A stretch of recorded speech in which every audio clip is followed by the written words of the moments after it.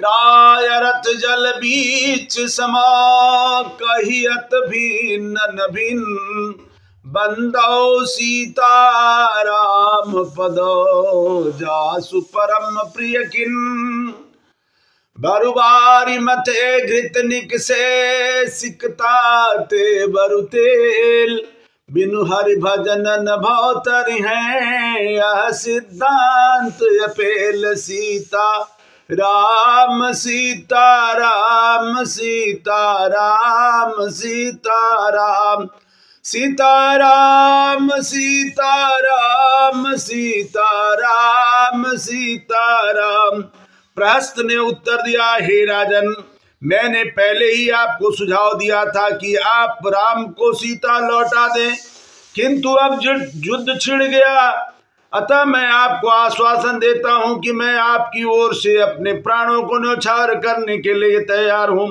प्रहस्त ने शीघ्र ही अपनी सेना एकत्रित की और 1 घंटे के भीतर ही रथ पर चढ़कर युद्ध के लिए प्रस्थान किया। युद्ध भूमि की ओर जाते हुए मार्ग में उसने देखा उत्तरावर्त दिशा में मांसाहारी पक्षी उसके सिर के ऊपर मंडरा रहे हैं। आकाश में उल्कापात हो रहा है और मादा सियार का करुण क्रंदन अपशकुन का संकेत दे रहा है।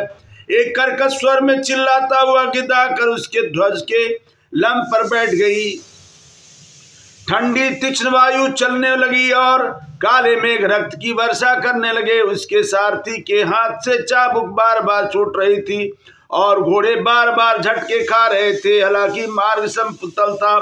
प्रहस्त की मुख की कांति लुप्त होने लगी। तभी राक्षसों तथा बानरों को एक दूसरे को ललकारते हुए वह विश्वास पूर्वक सुग्रीव की सेना की ओर बढ़ा और जैसे ही पतंगे आगे की ओर जाते, जब युद्ध आरंभ हुआ तब प्रहस्त के 4 मुख सहयोगियों नरांतक, कुंभहनु, महानाद और सुमंत ने बानरों की सेना का भीषण संहार किया।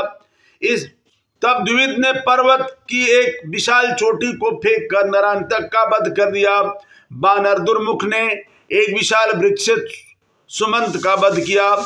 उसी प्रकार जामवंत ने एक विशाल पत्थर से महानाद की छाती को चूर चूर कर दिया तथा तार ने एक विशाल वृक्ष की सहायता से कुंभहनु का नाश कर दिया। उत्तर में अत्यंत क्रोधित प्रहस्त ने मूसलाधार बाणों की वर्षा की, जिससे सहस्त्र बानर की मृत्यु हो गई और जो जीवित बचे वे इधर उधर तितर बितर हो गए। बानरों की सेनापति नील ने इसके उत्तर में असंख्य राक्षस सैनिकों का सर्वनाश कर दिया।